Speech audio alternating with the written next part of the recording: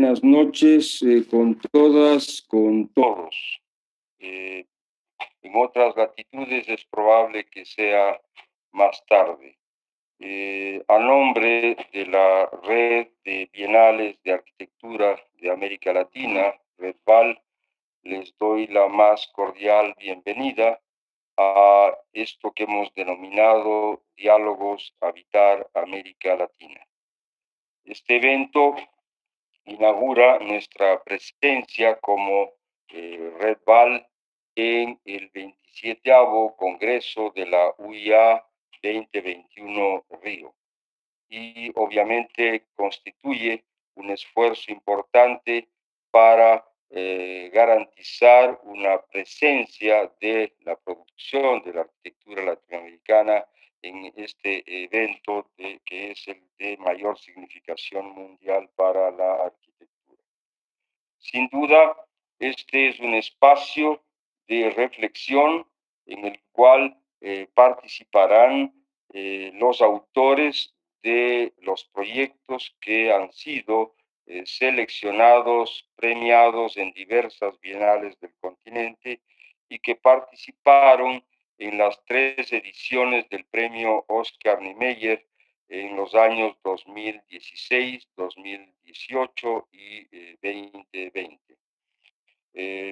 Son un total de 27 los autores convocados a 9 diálogos que se realizarán en 3 por mes durante los meses de abril, mayo y junio del presente año.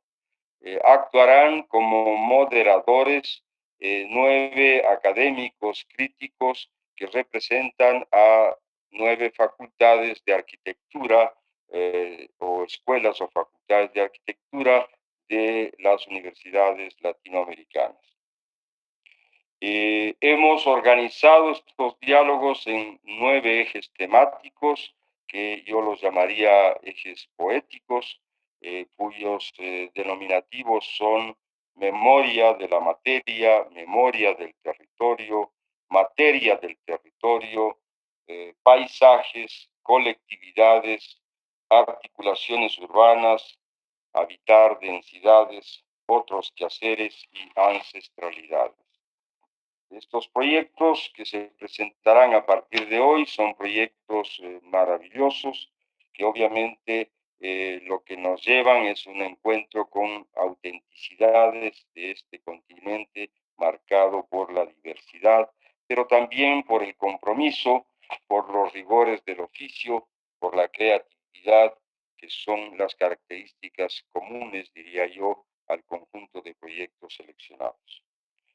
Un esfuerzo de esta naturaleza constituye sin duda un esfuerzo que ha sido realizado en base a este generoso apoyo de muchas instituciones y personas. Empiezo por relievar la acción positiva para que esto sea posible de parte de Sergio Magalhães, quien actúa como presidente del comité organizador del Congreso UIA 2021 Río. Pero también destaco en esa línea la participación de, de María Elisa Baptista, actual presidenta del IAB, y de Nivaldo Andrade Vieira, que fue su presidente anterior. También destaco la positiva acción para que esto sea posible de Igor Ketiemi, que es el curador general del Congreso. En el frente interno, obviamente, está nuestro directorio, está Carlos Salaverry, está Edwin González, y está el equipo de Florencia Sobrero, de Santiago Cueva en Quito. Y dirigiendo el equipo en Río de Janeiro está la arquitecta, la profesora Ana Paula Polizo, que es profesora de la Universidad Federal de Río de Janeiro, quien ha hecho la curaduría y está trabajando en varios de los frentes con los que la Red VAL va a tener esta presencia en el Congreso. Para finalizar, quiero simplemente decirles que gracias a todos los autores que con su generosa actitud son parte de este evento mundial y a los colegas moderadores que representan a las facultades de arquitectura. Sin duda, creemos que la Red VAL ha hecho un enorme esfuerzo para llegar a este punto y que su presencia en el Congreso tendrá además la exposición denominada Arquitectura Contemporánea de América Latina, la presentación y el lanzamiento del libro del premio ON, del premio Niemeyer número 3, y las conferencias magistrales de los 3 ganadores de las 3 ediciones del premio Niemeyer. Con esto, además de agradecer y de, obviamente, desearles éxitos en estos tiempos difíciles, quisiera decirles que la arquitectura latinoamericana tiene una presencia honorable por lo alto en este evento, los diálogos Habitar América Latina, y en el Congreso Mundial de Arquitectos UIA 2021 Río. Muchas gracias y bienvenidos a esta jornada. Um abraço.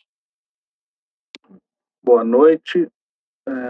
Matéria e memória são temas da nossa mesa de hoje. Mais especificamente, a memória da matéria. Para isso, temos 3 representantes da nossa América Latina, da América do Sul, distribuídos entre diversas formas de apresentação, especialmente os projetos premiados que nos levaram a essa composição da mesa, tem como tema comum a memória impregnada na alvenaria, de 2 capelas e de um conjunto de residências no Equador. Começamos com a primeira mesa que vai... A primeira apresentação de hoje será feita pelo Messina Rivas, um escritório de arquitetura baseado em São Paulo, Brasil, desde 2016, e formado por 2 arquitetos oriundos de 2 países diferentes do nosso subcontinente, Rodrigo Messina e Francisco Rivas. O primeiro nascido em São Paulo, Brasil, é arquiteto pela Pontifícia Universidade Católica do Rio de Janeiro, e Francisco Rivas, nascido em Santa Cruz, na Argentina, é arquiteto pela Universidade Nacional de Córdoba. Vamos apresentar a Capela Ingá Mirim, localizada em Itupeva, no estado de São Paulo, Brasil. Em seguida, a gente vai ter a apresentação de Surreal Estúdio, que é um estúdio baseado em Cuenca, no Equador, onde funciona desde o ano 2000. Carlos Espinosa Abad, nascido em Cuenca mesmo, no Equador, é arquiteto pela universidade local.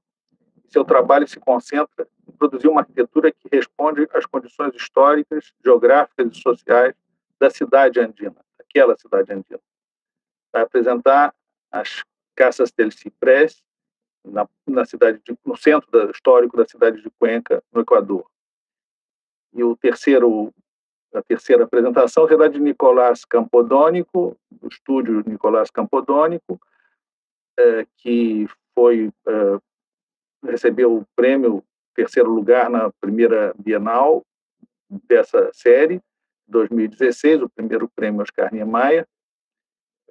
Ele nasceu em Rosário, Santa Fé, na Argentina, é arquiteto pela Universidade Nacional de Rosário, formado em 2000.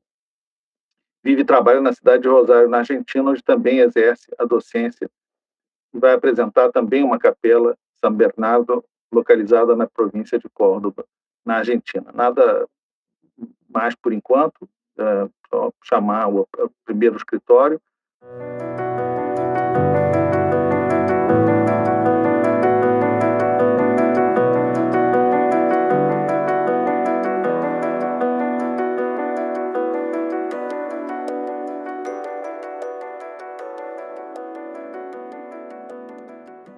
Primero, agradecer, ¿no?, por la invitación, por tener en cuenta un poco la capilla, que fue por la obra que fuimos llamados. E também dizer que para a gente é uma honra mesmo participar aí com escritórios que a gente admira e também fazer parte desse ciclo latino-americano, que é algo da onde a gente vem também, né? Então, faz muito sentido esse reconhecimento tanto pelo prêmio Oscar Niemeyer quanto pela rede BAL, né? Que também aí vem com uma vontade de articular as bienais que também é muito promissora, né? Nosotros vamos a hablar de varios proyectos, ¿no?, que acá particularmente son 3 territorios: Itupeva, que es cerca de San Pablo, Ciudad, y São Bento, también es cerca de acá. Lo que me interesa un poco es cómo nos aproximamos diferentes prácticas que tienen que ver con la memoria del material, y un poco para iniciar, esa frase, nosotros fuimos llamados para una Bienal de Seúl, donde nos pidieron una reflexión sobre la capilla, y pensando un poco llegamos a esa idea del desarme, que es un poco el desarmar para continuar, esa idea de desarme como una acción, así como un proceso de despojo, ¿no? Como la condición de dejarse afectar y ser afectado, ¿no? Y un poco en esa idea es el dejarse afectar y ser afectado, un poco dejarse intervenir por el contexto, por las condiciones, por el material, por la geografia. Sim, e aí eu acho que nesse sentido, e só adiantar que a gente vai misturar o português com o espanhol, porque cada um é de um país, mas nesse sentido que o Fran falou de desarme, de afetar e ser afetado, a gente leva na nossa prática que o momento de um levantamento, de um projeto, ele é muito importante para a gente ficcionalizar o lugar, né, em que a gente começa, a partir das olhadas que a gente tem para a paisagem, a gente começa de alguma maneira a inventar quais são essas particularidades que esse lugar tem e quais as potencialidades que ele tem. Nesse caso, a gente vê uma paisagem em que há muito uma presença das pedras, em que ela já, desde cara, anuncia um processo de intervenção nessa matéria para poder gerar material, né, de construção. Esa foto anterior es de ese territorio en Itupeva, donde esos fueron los primeros proyectos que nos llamaron para hacer, que es una ruina de un establo abandonado, donde querían hacer como un salón, querían generar una sombra. Entonces, nuestra primera relación un poco con ese territorio fue entender esa base o esa ruina o esa existencia, ese material, como inicio de proyecto, como un ataque al proyecto a partir de la lateral. Entonces, lo primero que se nos ocurrió fue crear, sin tener mucho esa idea del material todavía, porque era uno de nuestros primeros trabajos, sí imaginamos una cuestión más liviana, que tenga esa transparencia y que se pueda como usar, sería en portugués, como que se pueda posicionar sobre esa ruina, ese basamento de piedra. Ahí, cerca de ese territorio, se encuentran otras ruinas, que de una casa de unos antiguos caseros, también abandonada, donde también fuimos llamados para hacer una casa para las personas, para una familia que cuida de esa hacienda. Claro, e aí você vê também, por exemplo, como mostramos lá, agora eu já estou falando espanhol, como mostramos na imagem anterior, né? A pedra retirada, talhada daquela grande pedra do local, ela foi primeiro feita como piso e agora ela está sendo utilizada como parede divisória dessa antiga casa, né? A gente começa a ver também como esse material vai denunciando, né, a presença desse material denunciando uma série de possibilidades, né, para o uso. E nesse caso, a nossa intervenção que está em processo foi gerar basicamente uma cobertura nessa nova ruína, que deve ser adaptada para uma casa nova, de maneira a gerar uma sombra e com que a ruína, depois de fechamentos básicos, ela possa, então, compor uma nova residência. Assim, né? Então, aqui a gente tem mais ou menos a planta para mostrar os muros negros são os da ruína existente e os mais cinzas são os da proposta do projeto, né? E aqui a gente vê uma fotomontagem só para clarear um pouco essa ideia de gerar uma sombra e um abrigo, né? Que apoie, que abrigue essa ruína, né? Aí, aqui é um exemplo que a gente gosta de usar, que tem esse filme da Agnes Varda, que ela faz um passeio assim histórico e geográfico por Paris, evidenciando esses personagens, né, essas figuras que são historicamente também conhecidas, que são as figuras dos catadores, que são aqueles que vivem, né, da recuperação de coisas que os outros rejeitam, né? Por exemplo, após uma colheita de frutas, os catadores vão lá e catam as frutas que não foram utilizadas, depois eles ou usam para consumo próprio, ou vendem, ou então doam. E a gente acha que esse é um procedimento interessante para lidar com esses materiais sobrantes, né, que aparecem na paisagem. Y esos materiales que sobran, que Rodri está diciendo, también se puede entender no tan solo como un material literal, que puede ser un ladrillo, que lo recuperas de una demolición, una piedra, sino también la condición geográfica o hasta una condición de uso. En este caso, el ejemplo de la capilla, donde inicialmente era una casa, eran tres casas juntas, donde lo primero que hicimos sobre esa construcción fue ese acto del desarmar. Fuimos desarmando y este proceso del desarme también es una acción de entendimiento. Entender un poco ese origen de ese material, las condiciones de ese material, si ese material todavía puede ser un material estructural como lo era, o si cuando sale de su condición de estabilidad ya lo deja de ser, ya no lo es más. Entonces, y esas piedras, por ejemplo, que hasta están ahí, son las piedras de un camino antiguo que tenía esta hacienda, que ellos reformaron, que de hecho en realidad eliminaron ese camino, y fueron sobrando muchas piedras. Entonces también ver esos materiales como una proyección o como una potencialidad de proyecto. Ahí es donde nosotros pusimos para el cliente si podríamos utilizar esa piedra como material para esta capilla, y aceptó.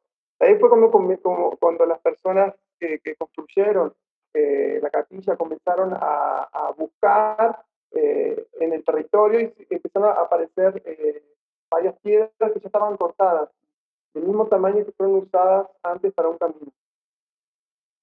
Y de ahí empieza a aparecer un poco ese proceso también. Acá aparece esa necesidad de no interrumpir, como acá hay una topografía, no queríamos que ese muro, por ejemplo, sea una barrera para la lluvia, por ejemplo. Entonces empiezan a aparecer acciones de proyectos que van respondiendo un poco a ese tipo de problemas. Soltar ese muro de piedra permite esa permeabilidad en el caso de que llueva, pero al mismo tiempo va construyendo un poco ese paisaje. De ahí, esa colocación de las piedras, por ejemplo, tuvimos otras oportunidades y otras ideas también de trabajar esa piedra con otro tipo de cribado. Solo de que, como es una obra que queda a una hora y media de San Pablo, la visita técnica por ahí se dificulta, no podemos estar mucho tiempo en la obra, porque vamos y volvemos en el día. Entonces también esas condiciones reales, tanto en el trabajo como arquitectos, sino también en el estudio, me refiero en la obra y en el estudio, tienen que estar ligados en nuestra, o nosotros lo sentimos como que tienen que estar ligados.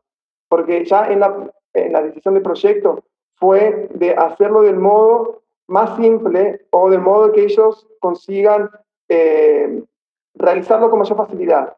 Entonces ellos mismos nos respondieron de que para ellos era más simple hacer, en este caso, un cribado o un compogo simple, sin tantas complicaciones que en un momento quisimos experimentar.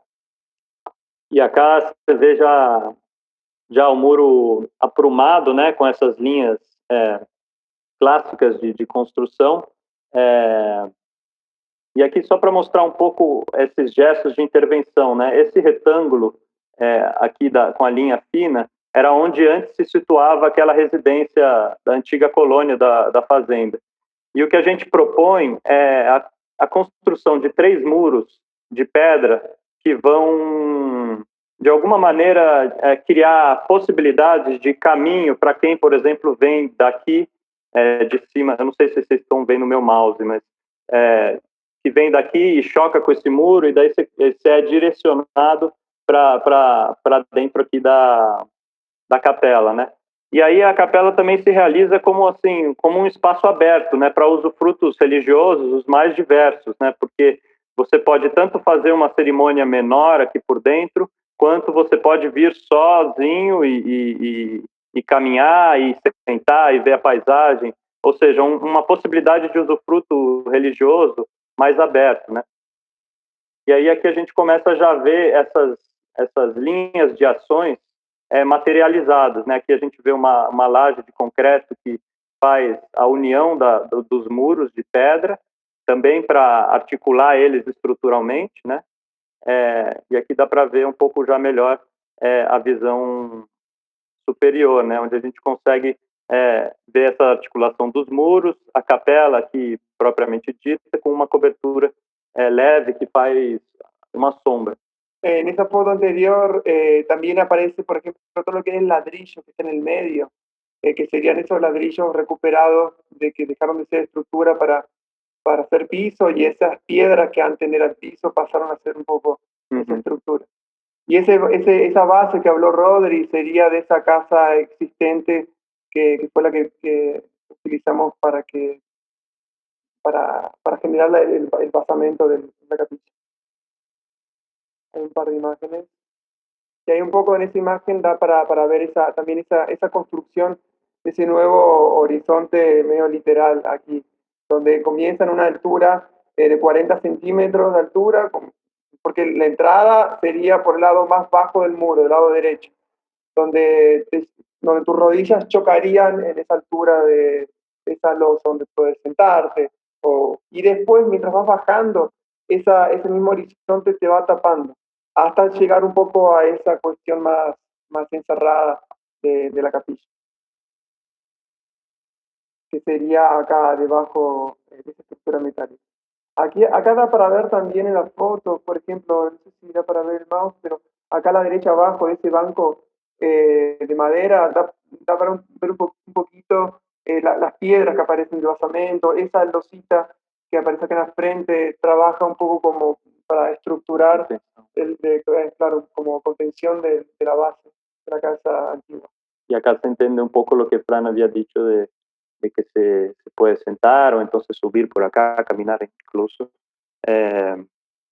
Y acá las condiciones que van generando, por ejemplo, como el muro compone con la árbol y empieza a generar una condición de confinamiento en algunos momentos, pero que después entrando en la capilla empieza a una apertura donde hay acá una especie de patio y acá, más girando acá se ve la capilla propiamente dita, pero que uno se ve que el gesto de una capilla se revela a partir del momento en que se pone la cruz, una capilla cristiana en el caso, pero que podría estar abierta para otros tipos de usufructo, ¿no? De ahí es otro proyecto. ¿Me querés comentar más? Sí, acá solo para contar cómo ese es un otro proyecto en proceso, que es, lo que estamos haciendo es un anfiteatro para un acampamento. Y esa es la misma estrategia que mostramos en el otro proyecto, donde uno empieza a ficcionalizar ese lugar y entender, por ejemplo, cómo la piedra puede ser un elemento bastante presente en el paisaje, a punto de algunos momentos ser utilizada para ser construida por ejemplo, en este caso, para la caja de agua, ¿no? Entonces, en el momento que vamos haciendo ese levantamiento, investigando las condiciones locales, eh, nos deparamos con ese lugar que era donde ellos gustarían de rehacer ese lugar del acampamento, que es donde ellos cuentan las historias, el lugar donde ellos tienen las clases didácticas para, por ejemplo, de historia, geografía, y también las organizaciones del día. Es como un campamento educativo y recreativo, donde acá sería ese anfiteatro, ahí hacen fogatas y tiene esa parte como un poco el alma de ese campamento. De ahí donde aparece esa importancia de la educación geográfica, ese norte, donde después se devela un poco en lo que es la acción del proyecto. Acá el proyecto son algunas costillas de piedra que lo que reposicionamos a partir del mismo uso y forma que tiene, reposicionamos y le dimos como una jerarquía al escenario, por ejemplo, que estaría en esta parte de abajo, donde estaría la persona que estaría guiando el grupo o realizando esos eventos. Donde también nosotros imaginamos que podría ser usada como una propia herramienta didáctica. Fue una cuestión que también estuvieron interesados sobre eso.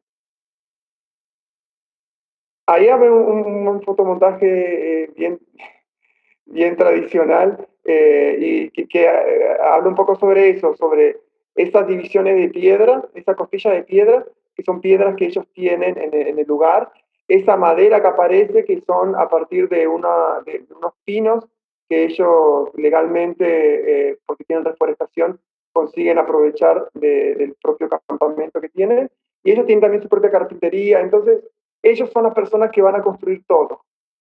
Solo para volver rapidito. Por eso, como ellos hicieron esto, para nosotros fue una condición de que ellos trabajan de ese modo, por ejemplo, la piedra. Entonces, a partir de eso fue que pensamos de que esas costillas podrían ser hechas de ese modo que hicieron esa contención de la caja de agua.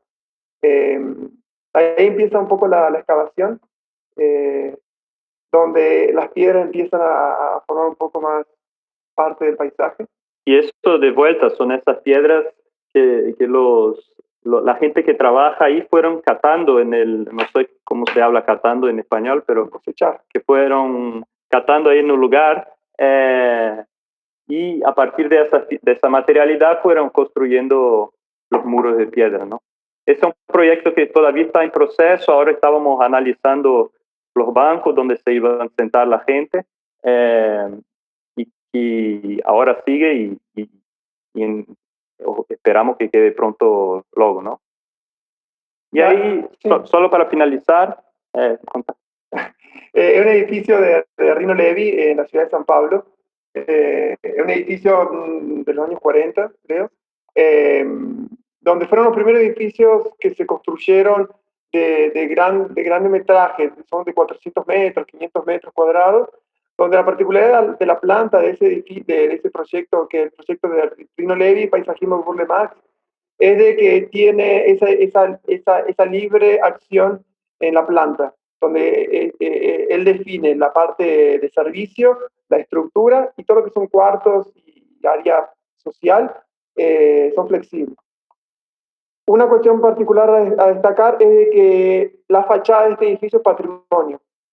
Cuando nosotros llegamos dentro de ese proyecto que nos llamaron para hacer una reforma, fue esa cuestión de primero un edificio de Rino Levi, un referente muy fuerte para el trabajo, y ese miedo de que íbamos a tocar, que no vamos a tocar. Y solo de que cuando nos dimos cuenta que el proyecto de él, investigamos un poco, él mismo incita a que la planta es una cuestión libre, que se puede proponer lo que sea, sentimos también un poco un vacío de que podemos hacer lo que queramos acá. Entonces buscamos esa cuestión de una regla, y esa regla fue ese propio patrimonio, esa propia fachada, que es lo que se ve un poco acá a la izquierda. Y eso un poco solo para contar cómo el procedimiento que estamos hablando en el otro proyecto se da, por ejemplo, a partir del reconocimiento de una preexistencia que puede también se dar dentro de un edificio. Y en ese caso, lo que vimos como oportunidad sería esta fachada que es patrimonio, y de alguna manera, a partir de ella, generar su continuidad para dentro del edificio, y así ir construyendo los espacios que necesitaban para el proyecto, ¿no? Acá se ve esa continuidad cuando la fachada entra para dentro del edificio, y ahí va generando, por ejemplo, un espacio de los baños, de la cocina, y todo lo que fue necesitado para el proyecto, ¿no? Ah, ok, ellos son una imagen que ayuda para ver un poco ese contraste, esto sería lo existente y eso sería esa intervención. Claro. Esos son un par de imágenes para que se entienda un poco esa acción. Y eso es solo una imagen para terminar, de un amigo nuestro, Federico Cairoli, que andamos siempre trocando cosas. Él que incluso hizo las fotos de la obra que mostramos. Es una foto que él sacó en el norte de Argentina, que para nosotros representa, entonces habla mucho de lo que nosotros estamos a veces investigando, que es eso de desarmar para continuar. Lo que vemos aquí es que hay claramente un desarme de la materialidad de la piedra que hay ahí, en transformación de ese material para un ladrillo, que a partir de un momento que él va que le es construido va a generar la sombra. Entonces, un poco como un resumen de lo que estamos hablando. Y bueno, eso sería, disculpen, nos pasamos un poquito. Bueno, muito obrigado, Rodrigo e Fran. Vou passar rapidamente a próxima apresentação, para a gente não perder muito tempo. Surreal Studio, no Equador. Casa del Ciprés é o objeto pelo qual o estúdio foi convidado. Então, passo a palavra a Carlos Espinosa.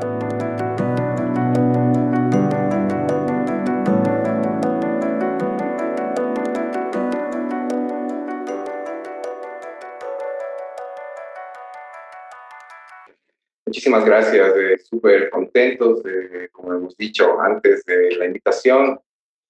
Pues para nosotros venir de un país pequeño, una ciudad pequeña, y compartir ideas a nivel de América Latina, pues nos llena de orgullo y de satisfacción poder contarles algo de lo que se está haciendo en esta ciudad de los Andes, cuáles son un poco las inquietudes y preguntas que tiene el estudio. Nos hemos centrado estos últimos 10 años en proyectos en el centro histórico, pero hemos tratado de darle una mirada más bien hacia el futuro, ¿no? O sea, ese es un poco nuestro planteamiento, tratar de entender el futuro que tiene el centro histórico, no tanto meternos en la lectura del pasado, aunque lo hacemos por obligación inclusive legal, pero quisiéramos compartirlo de esta casa y que creo que tiene mucho que ver con el título de la conferencia que nos han llamado a compartir. Pensamos precisamente que lo que han dicho los amigos que me precedieron este hecho exploratorio, pues, y entender un poco los elementos que están en juego en las persistencias, es todo un mundo que nos abre posibilidades y nos vamos a centrar ahora en mostrarles por lo menos este caso. A ver si es que puedo compartir pantalla. Las casas del ciprés, bueno, me voy a centrar básicamente en esta obra. Como les he dicho, hay algunas obras que hemos hecho en el centro, pero creo que esta era la que se nos invitó a participar y bueno, era de alguna forma la obra que se premió. Estuvimos muy contentos por eso. Es importante que les ubique geográficamente. Esta es la ciudad de Cuenca, es un valle interandino, está más o menos a 2.700 metros sobre el nivel del mar, rodeado de montañas, y les hago notar estas líneas verdes que ustedes ven en las dos panorámicas, son 4 ríos que atraviesan la ciudad. Tenemos la dicha de ser atravesados por agua, agua que además viene de las montañas que están súper protegidas. Entonces tenemos esa fortuna de tener agua a 100 metros de la ciudad histórica en excelentes condiciones. Entonces, este accidente geográfico que genera el paso de los ríos por la ciudad, hay un río en especial, que es el río Tomebamba, que es este río que un poco define los límites de la terraza del área histórica. Estructura un eje que va en el sentido este-oeste y conforma 2 ejes claves, uno natural, que es Río Tomebamba, y otro que es esta calle que se llama Calle Larga, que se ha vuelto últimamente una calle muy importante en la estructura funcional del centro histórico.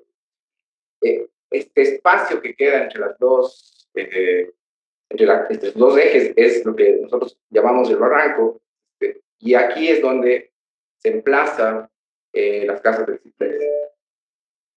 El barranco, digamos, ya desde visto, ya no tanto desde el aire, sino más desde el río mismo, históricamente ha sido el receptáculo de cierta arquitectura de valor, pero que siempre de alguna forma le dio la espalda al río y generó una franja de vegetación, casi que un margen de protección del río, dado que antes este era el límite natural del casco histórico. El casco histórico acababa en el barranco y del barranco para allá era prácticamente las tinieblas, ¿no? Entonces, a partir de los años 20 se empieza a ver hacia el río como un objeto a conquistar, y aparecen estas fachadas que ya empiezan a ver hacia el río, y aquí se emplaza nuestro terreno en este predio que en realidad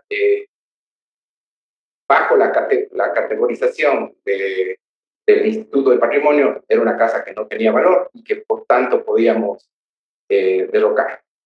Sin embargo, ya en la lectura un poquito más de la estrategia, empezamos a identificar en este acto de búsqueda de elementos que nos puedan diferenciar y dar pistas sobre una atinada intervención en el sitio, asomaron elementos que no estaban catalogados como elementos de valor patrimonial, pero sin embargo creíamos nosotros que una mirada un poquito más panorámica de lo que pasó históricamente con ciertos elementos del predio, íbamos a descubrir que había cosas que cuidar. Entonces, las acciones que se proponen, por lo menos voy a hablar de estas dos, la otra es una acción un poquito más complicada que requiere un poco más de tiempo. Me voy a centrar en esto, que es lo que se nos ha invitado a hablar de un poco digamos, el contenido histórico que tiene la materia. Primero que obviamente, como les decía, este borde natural que es un margen de protección del río Tomebamba, genera digamos, cómo se va entrelazando la vegetación con la arquitectura, ¿no? Estos son fotos de los años 20, en donde se nota pues, que era una cosa bastante agreste, Y eso no se ha perdido, ¿sabes? Es una constante irse metiendo la vegetación y la arquitectura, como la arquitectura gana espacio y luego retrocede, era muy presente en nuestro predio y obviamente nosotros notamos, pues, y era imposible no notarlo, la presencia de este gran árbol que forma parte de las postales inclusive de la ciudad, y era, a pesar que no es nuestro predio, pues era el que gravitaba y obligaba a que se preserve, pero decidimos, pese a que como ejercicio inmobiliario no era muy rentable inclusive, conservar por lo menos parte del jardín para guardar esa imagen donde la naturaleza y la arquitectura están bastante fusionadas.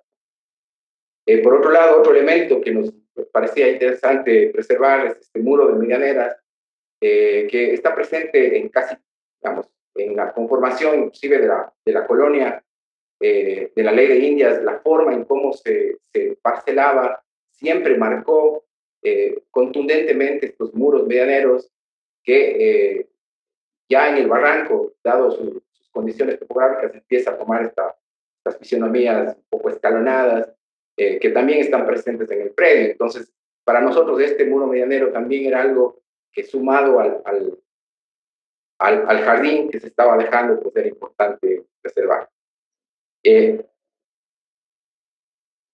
Este lenguaje de la ciudad histórica que se ha ido conservando, pero que en gran medida también se ha ido perdiendo por esta inobservancia de darse cuenta del valor que tienen estos elementos, pues en una lectura súper sencilla de caminar 200 metros hacia de lado y lado del predio, nos encontramos por lo menos con 5 o 6 de estos muros, pues pensábamos que era importante ponerlos en valor. Y la forma en cómo se contenía el suelo a través de estos muros de contención de piedra que salen del propio río, pues creíamos que también era un elemento importante, a pesar de que el municipio de alguna forma nos permitía tumbar estos elementos. Y luego apareció el tema de desarmar la casa, creo que lo ha usado súper bien el término. Realmente esto fue un acto no intencionado, y esto lo tengo que admitir, cuando empezamos el proceso de derrocamiento, la forma en cómo estaba construido el muro con cal y ladrillos, volvió muy fácil el desarmar por la consistencia del mortero. Y de ahí nació la posibilidad de poner en valor estos elementos y pedirles al grupo inmobiliario que estaba llevando el proyecto que se apiaden de estos ladrillos y los dejen ahí. Afortunadamente es una gente muy sensible y aceptaron a que nosotros podamos recuperar y reciclar este ladrillo que estaba impregnado con toda esta materialidad producto del haberlo desarmado. Y fuimos un poco obsesivos con el formato que pudimos recuperar. Era un ladrillo que no era muy común, era un ladrillo que no tenía las dimensiones estándar que tiene acá. Entonces, esa condición de esa medida, tratamos de hacer, digamos, repetirla reiteradamente en los muros, en las cubiertas y en las balautres, ¿no? Ese hecho de dejar en evidencia la forma en cómo se apilan los ladrillos, buscar un mecanismo para que se recuerden a todo la forma en cómo se apilan estos elementos en las ladrilleras, nos llevó a pensar en algún sistema constructivo. Y aquí lo que quería ilustrar es el tema del formato que usamos tanto en las cubiertas como en las balaustras, que repetidamente era las medidas del ladrillo que recuperamos. Esto lo va a tocar muy rápidamente, no es un asunto que motiva esta charla, pero es parte de la estrategia de nuestro proyecto. Nosotros estamos completamente convencidos de que invertir en las áreas históricas tiene un carácter estratégico clave para frenar la expansión urbana que nosotros como ciudad, creo que es un mal de muchas ciudades latinoamericanas, padecemos, y se ha convertido sin duda en uno de los elementos más problemáticos. Esto es un informe que hizo el BID en 14 ciudades latinoamericanas, 14 ciudades con potencial, y identificó que Cuenca, su principal problema es la expansión urbana, porque nos va a producir una erogación de recursos que no los tenemos y que son realmente impagables. Entonces, invertir en el centro histórico, o al menos eso es lo que le hemos apostado, también genera un valor desde las ciudades, el valor funcional de la ciudad, a sabiendas de que solo el 30% de las edificaciones del casco histórico tienen un valor patrimonial, el resto, el 70% no tienen valor. Y por tanto lo que decidimos hacer es coger una de esas edificaciones catalogadas sin valor, encontrar en dónde estaba el valor, cuáles son los elementos que podían dar valor y potenciarlos, encontrarlos y generar una arquitectura que esperemos también pase a ser una arquitectura con valor. Ojalá el premio ayude para que eso sea y contribuir a que la calidad de nuestro histórico y el valor patrimonial que tenga crezca y no disminuya. Voy terminando, esto ya es un poco la estrategia del proyecto, se dividió en 3 bloques y los elementos mencionados, el muro medianero, el muro de contención, el jardín, son los que articulan el proyecto, estos los que organizan. Nos pusimos un poco obsesivos en el sacar 24 plantas distintas a través de una operación que era nosotros teníamos este cuerpo, digamos, volumen, que era producto de dejar el patio, las separaciones que nos permite el municipio, la normativa. Entonces todo ese cuerpo se llenó de departamentos que todos tenían plantas distintas. Un poco para demostrar que en este margen que nos da el municipio para intervenir, podemos ser obedientes desde el punto de vista del marco normativo y ser absolutamente desobedientes desde el rigor, digamos así, interno. Y esto ya son imágenes del resultado final. Este es el proyecto plazado en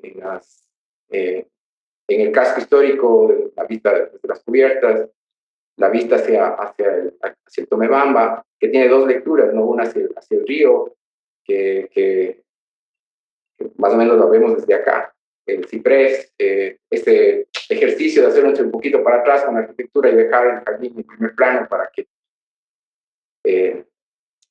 predomine de alguna forma el entorno natural, y esta más bien es una vista hacia la calle larga, donde es una vía que tiene mucha vida, de restaurantes, de bares, y que nosotros de alguna forma lo que queríamos es equilibrar ese uso, poniendo un proyecto de vivienda que hay una autorregulación, una salud urbana que nosotros decimos. Imágenes del jardín, el ciprés ahí con parte del equipo, que por ahí está, saludos si están por ahí. Y eso es lo que les quería contar. Simplemente agradecer, uno es el que cuenta las cosas, producto de mucho esfuerzo de mucha gente. Y bueno, si están por ahí, queridos colaboradores, muchísimas gracias. Ustedes, nada, esto se hace. Gracias. Gracias, Carlos. Obrigado pela apresentação bonita no tempo cronometrado. De forma que, para manter esse ranking, vamos passar direto para Nicolás Campodónico, para a última apresentação da noite.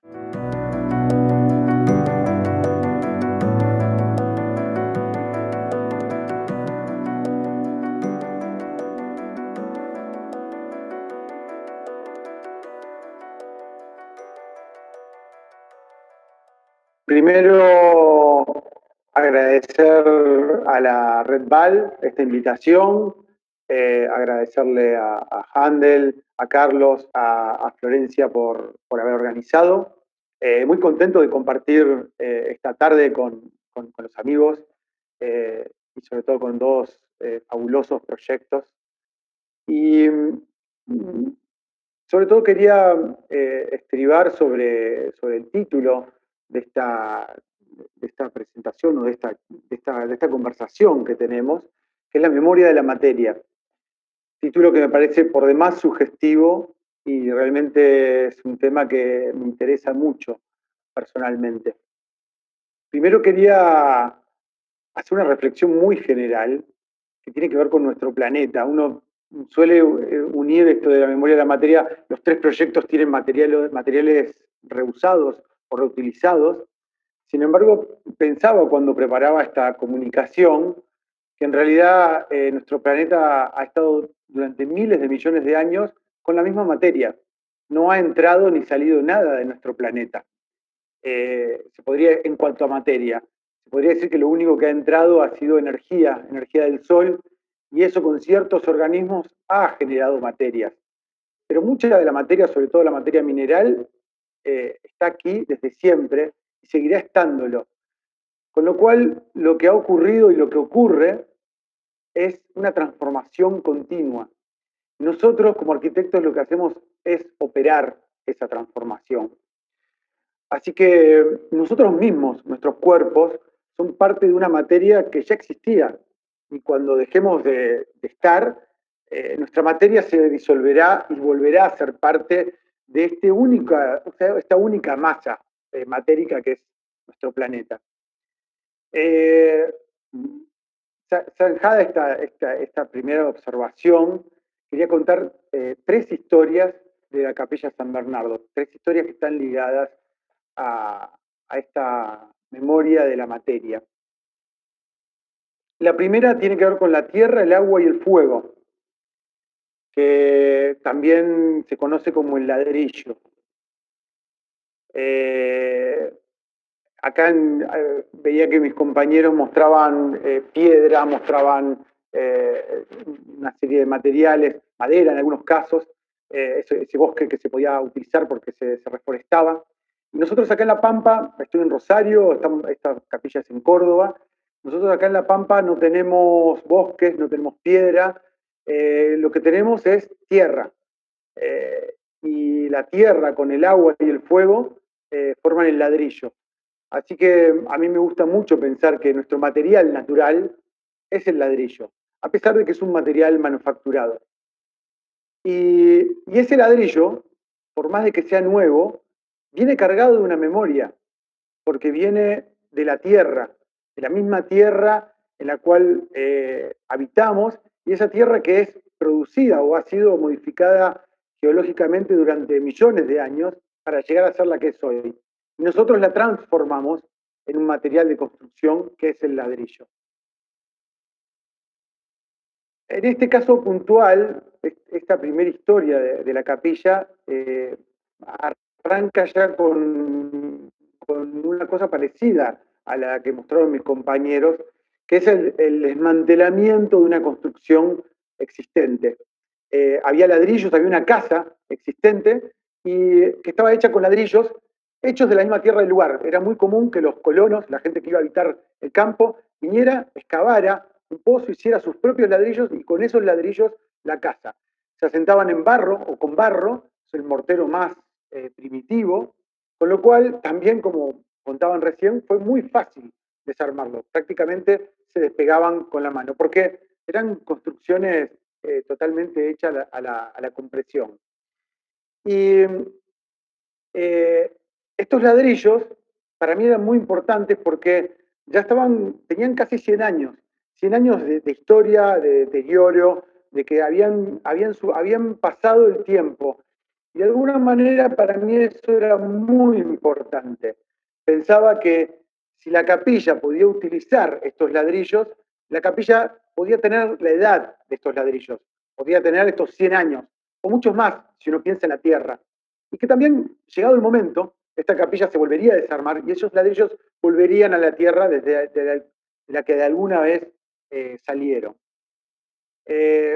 Acá está ya el material desmantelado, hecho pilas, y a mí lo que más me gustaba era eso, ¿no? Es la pátina del tiempo, esta pátina maravillosa. En algunos lugares acá no se observa, pero ya estaban cubiertos con un material verde, un material orgánico, que los hacía como verdosos y grises, y eso me parecía fundamental, y eso era un valor enorme para mí, para conservar de esta materia y volcarla al nuevo proyecto. La segunda historia de esta capilla, de estas tres que decidí contar, tiene que ver con la cal viva. La cal viva es el mortero de cal es un mortero muy recomendado para las construcciones a compresión. Esta capilla prácticamente trabaja toda la compresión porque es una gran bóveda, como un domo. Entonces, llegamos a la conclusión, las construcciones medievales han llegado hasta el día de hoy en pie, en gran medida por los morteros de cal, porque la cal funciona de una manera excelente a la compresión. Por eso decidimos utilizar morteros de cal para esta capilla, para este proyecto. Y en este sentido, también de vuelta a entender que la cal no es un material, es un material que se puede comprar en el corralón como un material más, a pesar de que uno piense, bueno, es un material nuevo, no es reusado. Sin embargo, la cal viva se hace quemando o calentando de una manera muy fuerte la roca caliza. La roca caliza no es más que la acumulación durante millones de años de animales, de seres vivos en mares de poca profundidad que han quedado sepultados geológicamente, y la presión y el calor hace que se haya formado esa roca caliza. Luego se quema y se transforma en cal viva. Y esa cal viva luego se apaga con agua, generando, o sea, el agua llega a hervir para apagar, y se transforma en cal aérea, cal aérea hidráulica. Y esa cal, ¿por qué es clave en las construcciones de compresión? Porque en realidad uno desarma ese proceso que duró miles de años en formarse la roca caliza, luego transformado en cal viva, y cuando uno vuelve a construir una construcción a la compresión, esa cal empieza nuevamente a transformarse en roca caliza. Es todo un proceso de transformación que nunca deja de funcionar. Es un ciclo permanente. Por eso, así como el hormigón tiene una curva de resistencia que hace un pico a los 20 días, 28 días, y luego va bajando hasta 100 años, el mortero de cal va endureciendo hasta 100 años. A los 100 años recién empieza a encontrar su máxima dureza. Y es porque se está volviendo a formar esa roca caliza con estas nuevas piedras. Esto me parece que nos habla claramente de esa vida anterior y de la nueva vida que tienen los materiales. No solo los que reusamos, sino los que hacemos nuevamente. Pero claro, algo que no tenía en cuenta y que me sorprendió, para mal, por supuesto, fue que todo este material de cal, la cal es muy abrasiva, es cáustica, este hervor que hace cuando uno la apaga, hace que también sea un elemento para limpiar increíble. Entonces empezamos a hacer estos aparejos con los ladrillos de 100 años, y de repente, sorprendido pero con pavor, empezaba a ver que esos 100 años se iban desapareciendo. La cal iba limpiando, iba desapareciendo toda esa pátina del tiempo, y los iba dejando nuevos, pero nuevos al punto tal de que parecía de que habían salido recién del horno. Y esto para mí fue un impacto fuertísimo, porque pensaba por dentro que si bien las decisiones creía que habían sido acertadas, el desconocimiento o no haber ido tan en profundidad hacía que yo de repente, muy livianamente, estuviera borrando esos 100 años de historia de los ladrillos. Para mí ese fue un momento bastante difícil, un poco devastador dentro del proyecto. Y la tercera historia tiene que ver con la lluvia. Este pequeño poema de Borges, un fragmento. Bruscamente la tarde se ha aclarado, porque ya cae la lluvia minuciosa. ¿Cae o cayó? La lluvia es una cosa que sin duda sucede en el pasado. Jorge Luis Borges. Y claro, una vez terminada la obra, comenzó a llover. Y lo que ocurrió fue probablemente más inesperado que lo anterior.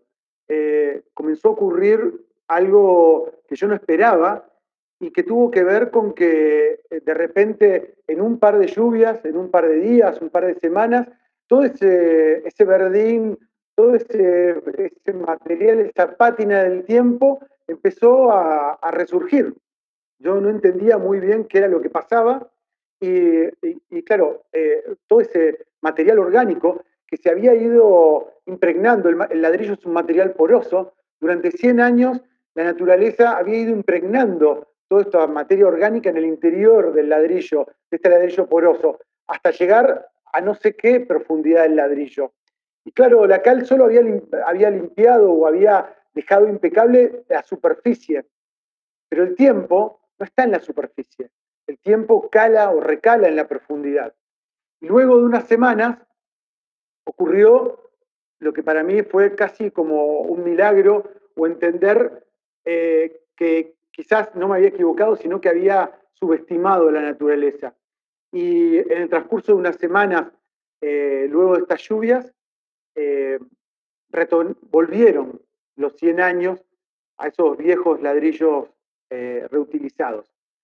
Con lo cual, para mí, creo que la emoción fue doble, primero por haber pensado que había perdido eso que para mí era tan valioso, y luego entender que la naturaleza tenía guardado para mí y para estos materiales otras ideas.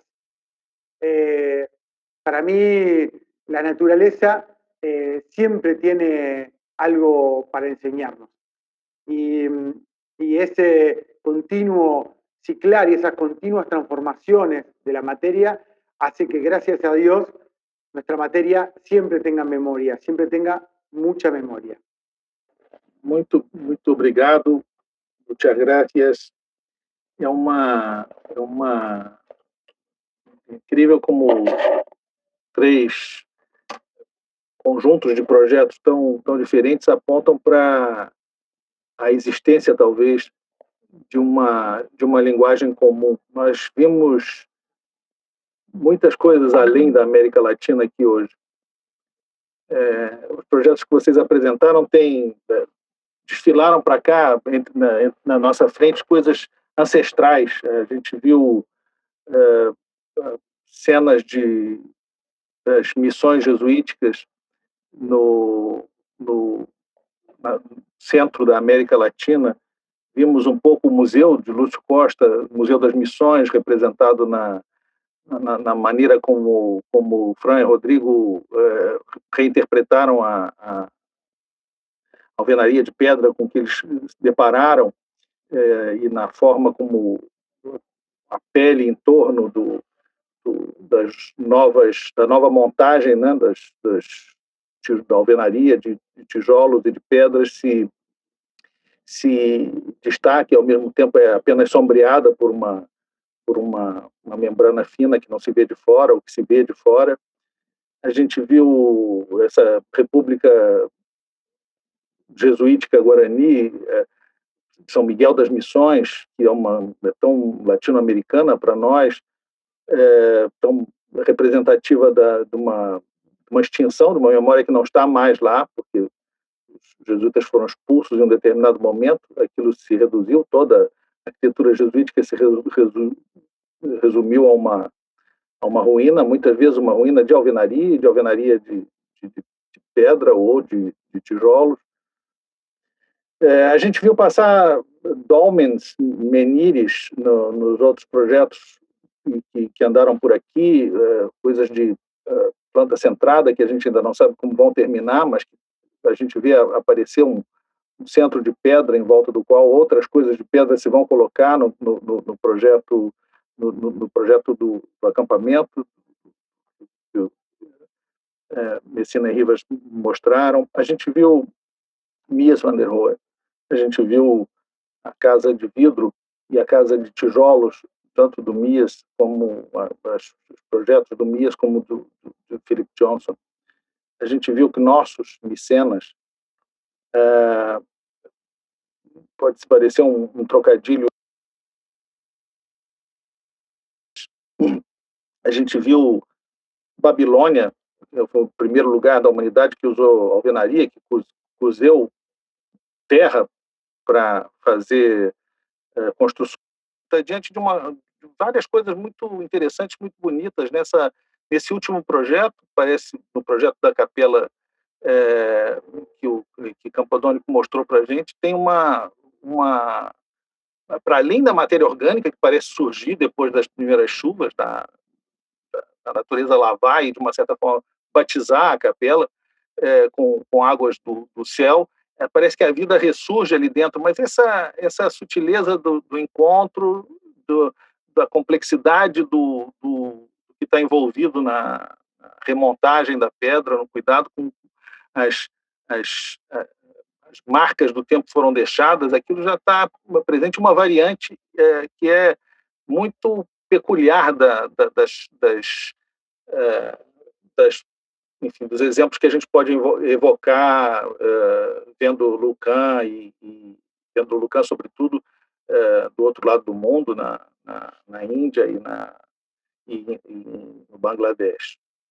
Essas coisas todas me levam a imaginar que existe uma memória universal, e existe uma memória que, se a gente não se rebela contra ela ao projetar, se a gente projeta com a memória a favor da memória, a favor do que a gente tem, acomodando coisas ao que a gente encontra, e é isso que eu deixo como uma espécie de provocação para os três apresentadores de hoje, além da minha enfim, enorme satisfação de ter visto como, mais uma vez, que quando a gente para pensar, a gente pode descobrir que existe, de fato, uma América Latina profunda.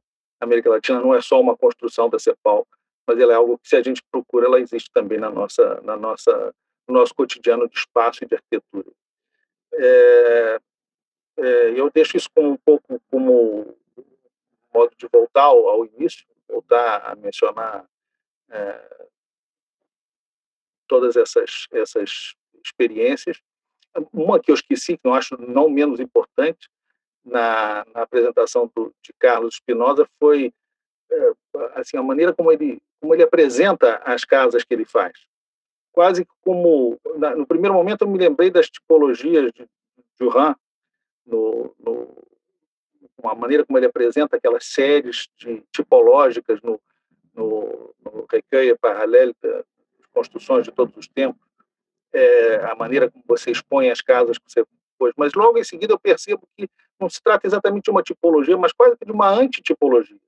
A gente, quando trabalha com a memória, quando a gente projeta acreditando que a memória é algo para continuar, a tipologia ela quase se apresenta como uma antitipologia. Quer dizer, as nossas classificações universitárias, acadêmicas no pior sentido, que são as de tratar a arquitetura como algo que está preso ao tempo, está preso a um determinado tempo, que não pode ser evocativo legítimo de outro tempo, a não ser como um saudosismo que não cabe. Esse tipo de classificação está toda derrubada por vocês hoje aqui, porque ao fazer uma arquitetura da memória que não está preocupada com uma determinada memória nacional, com uma memória local, com uma memória nobre, mas com o chão da terra, com aquilo que faz o substrato onde a gente está pisando todo dia. Fazer uma arquitetura que seja deixar prevalecer, deixar sobreviver. Bom, o Nicolas disse isso, até a próxima vez que isso deixar de ser assim, até a próxima desmontagem. O mais humilde, o mais inexpressivo, para que a composição possa se expressar sem deixar de fazer prevalecer a matéria e a memória impregnada nela. Memória é coisa humana, não é coisa que a gente tenha. A memória está dentro da gente, mas com extrapolação para além de Bergson, a gente pode falar de uma memória social. E não é só porque os arquitetos projetam pensando nessas coisas todas que eles aprenderam e nas que eles desaprenderam das escolas para poder desmontar as suas memórias e remontar de uma outra maneira. Eu acho que é assim que a gente vê que eu consigo ver o trabalho de vocês como uma afirmação dessa permanência na matéria. Enfim, é uma espécie de resumo disso tudo. Eu não sei se eu gostaria na ordem que vocês se manifestarem, deixar vocês um pouco reagirem a essa provocação, enquanto a gente vê se tem outras perguntas de chat, ou vocês também trocarem impressões entre os 3 estudos que apresentaram. Não sei se a gente pode começar pelo Fran, se ninguém pelo Fran e Rodrigo, já que não tem uma ordem pré-estabelecida, para retomar a mesma ordem do início, ou se alguém se manifesta. Como quieran. No, yo lo que veo es que sentí que estamos charlando, o sea, sentí que estamos en una conversación. Sí. Tanto ahora, así literal, como también en la producción. Claro que cada estudio tiene sus preocupaciones más específicas, pero yo siento, y no tan solo con ellos, siento también en Brasil que está pasando eso, siento que me siento identificado cuando veo trabajos así. Son trabajos de los chicos, de Nico y Carlos, son trabajos que me interesan, son trabajos que inevitablemente son referencias, una cuestión de que no tenemos que rebuscar tanto para encontrar algo que tomamos parte. ¿Entendés? De hecho, una anécdota, Nico, no sé si te contamos, como te dimos aquella vez en Paraguay, fue de que cuando presentamos la capilla, presentamos un PDF con la presentación para la clienta y siempre acostumbramos a usar referencias. Y una de las referencias fue la capilla que hiciste vos. Entonces, nada, eso, son momentos de felicidad que me deja un poco sentir de que estamos como acompañados en el trabajo. Claro, yo creo, lo que pienso un poco es que lo que charlamos acá es que parece que son ejemplos de lo que puede hacer la arquitectura y menos lo que ella es, ¿no? Porque lo que estamos haciendo es varias maneras de accionar y de alguna manera mostrar las proposiciones que la actividad puede hacer y menos que como una esencia de lo que ella es, ¿no?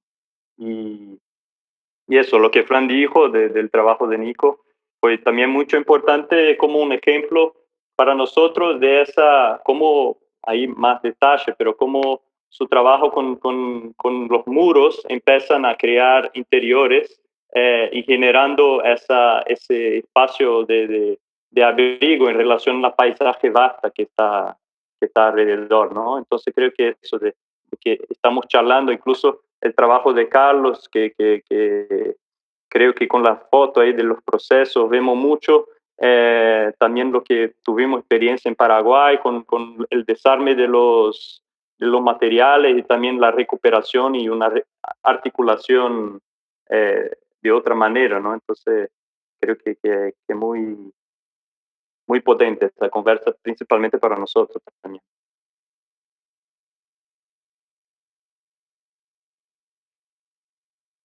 Carlos? Sí, estaba sin el audio. Bueno. No, yo también muy emocionado. Evidentemente son oficinas que seguimos y que son referentes acá. Digamos. Siempre la oficina también hace ese ejercicio de buscar referentes y a ti te pasó con Nicolás, a mí me pasó con ustedes, porque una joven estudiante,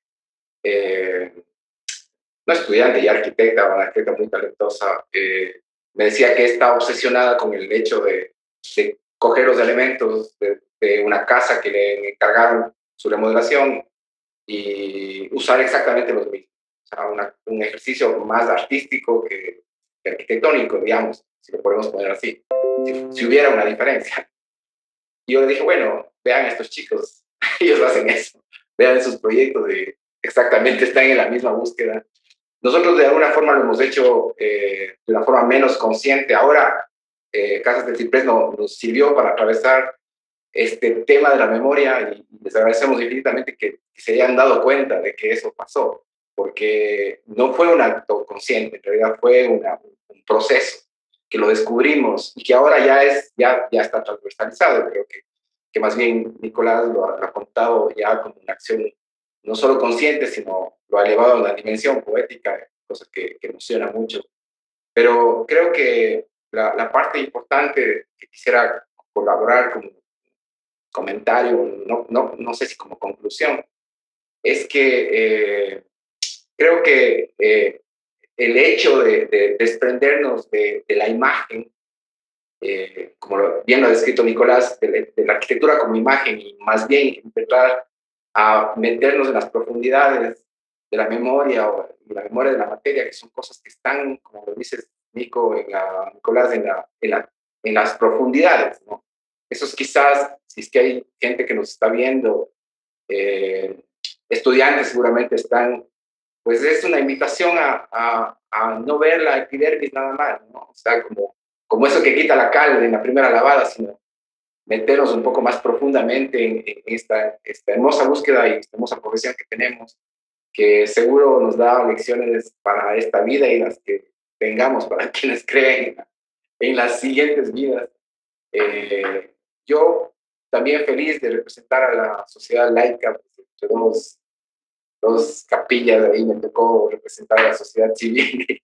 Y sí, efectivamente, es no solo un edificio de vivienda, sino es un edificio inmobiliario, ¿no? Y creo que es importante dejar sobre la mesa y también agradecerle a lo mejor está por ahí los inmobiliarios que promueven estos ejercicios y que tienen, digamos, hay también esperanzas de que existen inmobiliarios que tienen alma, inmobiliarios que les importan estas cosas, inmobiliarios que saben que se puede hacer estas cosas sin vender el alma al diablo, ¿no? O sea, quizá eso nada más. Muchas gracias. ¿Y Nico?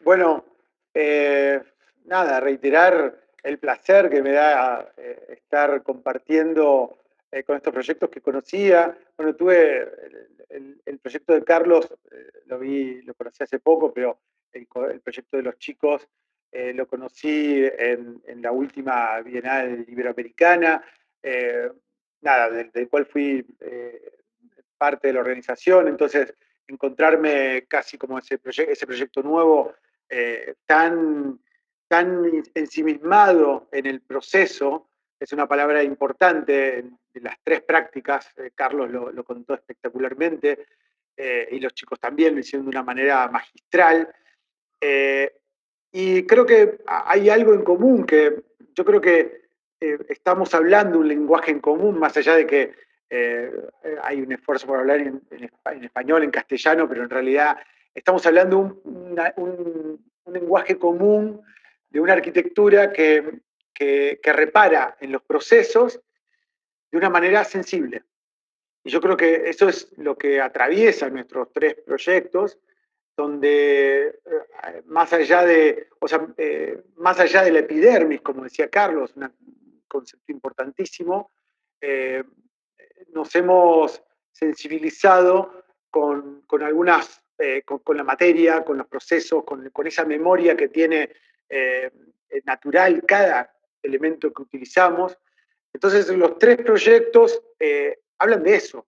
Y creo que en realidad me encantó ver las dos presentaciones de ustedes, porque pienso que fueron las tres muy distintas, y entre las tres como que barrimos cosas distintas, pero podría haber explicado la capilla en términos de que lo explicó Carlos o los chicos, ¿no? Entonces, decir, bueno, creo que al final podemos estar hablando de una manera de hacer arquitectura, y creo que también hay algo lindo en cierta forma de entender la arquitectura, en este caso latinoamericana, pero que también existe en otras partes del mundo, en Europa, en todos lados, que es estar involucrado con los procesos, atento a las preexistencias.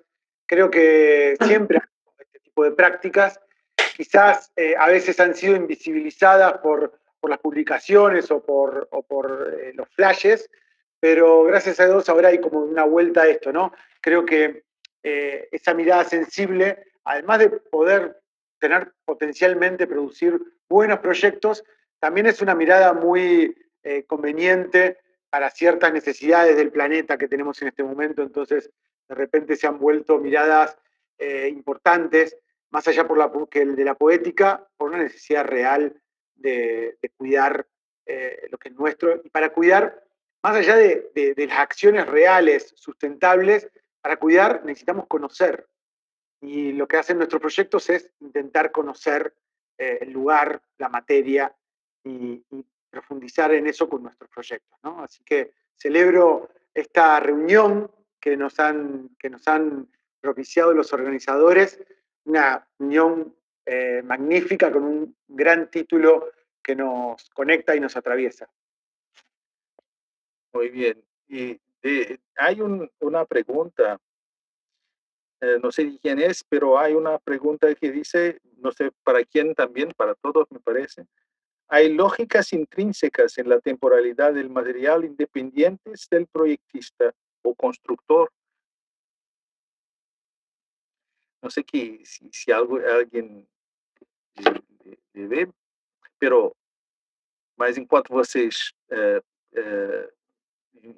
eventualmente se dispõem a reagir a essa provocação, eu queria falar um pouco mais sobre o projeto do Carlos, quando eu falei dessa lógica de centro, de uma arquitetura que se habita como morador, né? Uma coisa que pode ser usada pelo mercado.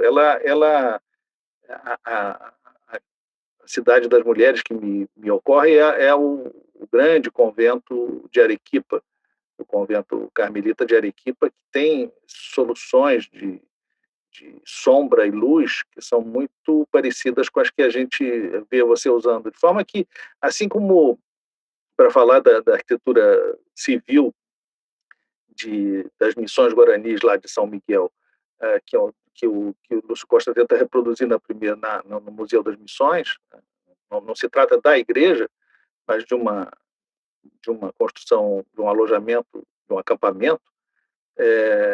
A gente está sempre nesse limite, e aí a gente coloca também a arquitetura religiosa e a arquitetura civil como algo que fazem parte da mesma conjunto de interesses, né? É por isso que eu evoquei a Cidade das Mulheres, em Arequipa. André tinha me feito um pedido, parece que se perdeu uma parte do meu áudio. Disculpa, Gustavo, se perdió el inicio de tu intervención, pero bueno, si es que puedes hacer una apretada síntesis, si es posible, no sé, si no, que continuamos, ¿sí? Por favor. Sim, porque o que eu dizia é que o que me ajuda justamente fazer essa síntese é que a gente vê aparecer tantas dobras e redobras da memória arquitetônica, digamos assim, mais do que da América Latina. A gente vê passando Micenas, Dolmens, Menires em Portugal, Knossos, Micenas, Labirintos. Essa sequência de coisas me levou, eu não sei se devia repetir isso, devia ter vergonha talvez de repetir esse trocadilho infame, mas a lembrar de que a gente está na rede Baal, e Baal justamente é o Baal, Bel Marduk, que são as divindades malditas pelas civilizações vizinhas da Babilônia, Baalbek, da Torre de Babel, do Jardim Suspenso. É a primeira civilização que se utilizou de tijolo cozido para construir, e logo para construir com a própria terra e tentar chegar ao céu. Então, esse gesto de reciclar o reciclado, de desmontar e remontar aquilo que já foi montado a partir do desmonte da terra, e que pensando dessa maneira, o que nós temos aqui na frente são exemplares, 3 principais e outras que vieram juntos, de provisórias remontagens de algo que a gente verá no futuro ser remontado mais uma vez e sempre. Não sei se isso recupera o que eu falei, do que se perdeu do início, não sei que início foi esse, mas, enfim, era essa um pouco a ideia que me começou a me interessar na reação aos projetos feitos. Yo quería responder la pregunta anterior del público, brevemente, que hablaba si el material tenía una memoria intrínseca más allá a lo que el proyectista tomara nota o relevara. Yo creo que sí, creo que hay condiciones del material, pero no solo del material, también del lugar, los programas. Yo creo que la arquitectura hay dos grandes maneras de abordarla, y uno tiene que ver con algo que lamentablemente y usualmente nos enseñan en las escuelas, y que es que el proyectista se tiene que imponer por sobre el lugar, sobre la materia y sobre el programa, imponer sus reglas y quedar bien presente el arquitecto como ley suprema. Y yo creo que hay otra alternativa que es exactamente la contraria, y estar atento a las preexistencias y a las condiciones intrínsecas del material, como decía la pregunta, claramente que la tienen, pero también del lugar, de las personas que van a habitar, a las cuales va destinada esa arquitectura. Entonces yo creo que son como dos posiciones, ¿no? Una posición fuerte y una posición débil. Históricamente se ha entendido así. Me gusta cambiarlas, ¿no? Yo creo que la posición fuerte es la de poder entender que lo que hacemos es establecer algo lo más fluido, lo más natural posible para que las personas habiten, ¿no? Entonces, creo que esta condición de sensibilidad hacia la preexistencia del proyecto, una preexistencia real, física, material, pero también histórica, ¿no? Es decir, no somos los primeros que hacemos arquitectura, ¿no? Entonces, creo que tomar esa posición un poco más lateral, creo que muchas veces, y no tan ansiosa de dejar nuestra marca, nos permite probablemente dejar proyectos más, quizás no tan estridentes, pero sí seguramente un poco más conectados con el lugar, con la materia, finalmente con las personas, ¿no? Alguém mais tem alguma reação? Eu pensei, não sei se alguém mais quer falar, mas para reforçar um pouco o que o Nico falou, eu pensei em duas coisas, em dois diálogos, na verdade, que eu acho que fala sobre essa lógica do ladrilho, que é o diálogo do Louis Kahn com o tijolo, em que ele pergunta para o tijolo o que o tijolo quer ser, e o tijolo responde que ele quer ser um arco, né? E ele pergunta, não, mas eu quero fazer tal coisa, outra coisa, e o tijolo responde que quer fazer um arco. Mas tem um outro diálogo também que o Solano Benítez, ele costuma fazer, em que ele pega um tijolo e ele fala, tijolo, ele solta o tijolo e ele fala, o tijolo cai. Ele fala que o tijolo é burro, né? Então, eu acho que tem essas duas posições que dialogam entre si, tanto talvez essa lógica intrínseca, mas também essas outras possibilidades que o material que a gente não sabe exatamente, mas que investigando, experimentando, testando uma parede, ela quebrando, a gente vai investigando essas essências múltiplas, né, que pode ter um material. E sobre também uma reação do Museu das Missões, Gustavo, eu tenho particularmente um apreço muito grande por esse projeto, e principalmente pela casa de caseiro que ele faz nesse Museu das Missões, que eu acho que é uma construção também construída, né, com as pedras daquele lugar, mas eu acho que mais do que a reutilização, o modo como ele implanta essa casa de caseiro de forma a fazer aparecer a paisagem do terreiro, né, que era onde se davam as construções, é um exemplo, assim, para mim bem forte, assim, de articulação do processo construtivo ao mesmo tempo da construção da paisagem, né? E eu acho muito curioso que é um projeto que foi construído simultaneamente com com o Ministério da Educação e Cultura, né?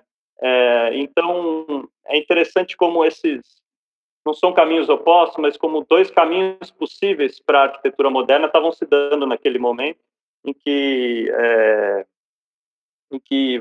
eu acho interessante você ter chamado, não sei, eu reajo assim, fico feliz assim por ter te evocado esse projeto, porque ele fica assim, vira e mexe, ele volta na imaginação. Temos uma pergunta mais. Bergson discursa sobre a transformação simbiótica entre matéria e manipulador.